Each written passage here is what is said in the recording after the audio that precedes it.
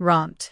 Write a Python program using Pygame that animates the atomic structure of sodium, carbon, nitrogen, helium, and lithium, displaying each atom one by one for 12 seconds.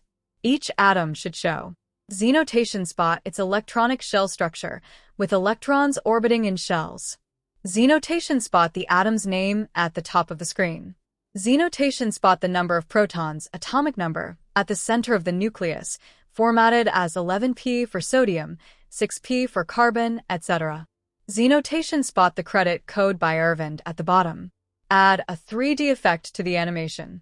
Z-notation spot shells should appear as tilde. How to create past above prompt on AI assistants. Get the code and run it on Thoniide.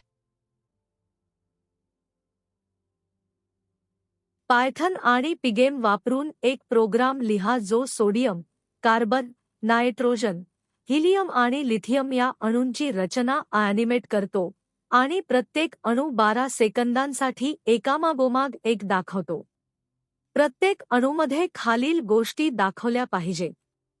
त्याची electronic shell रचना, ज्यामध्ये electron शेलमध्ये फिरताना दाखवले जातील.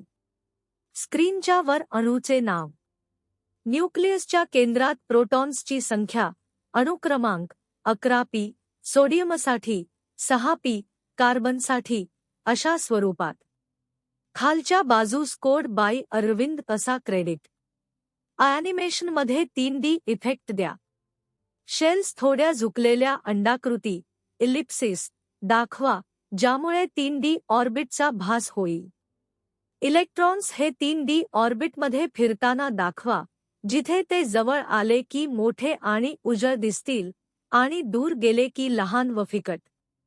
Nucleus एक सावलीदार गोळा, shaded sphere, म्हणून दाखवा, radial gradient किंवा तत्सम प्रभाव वापरून.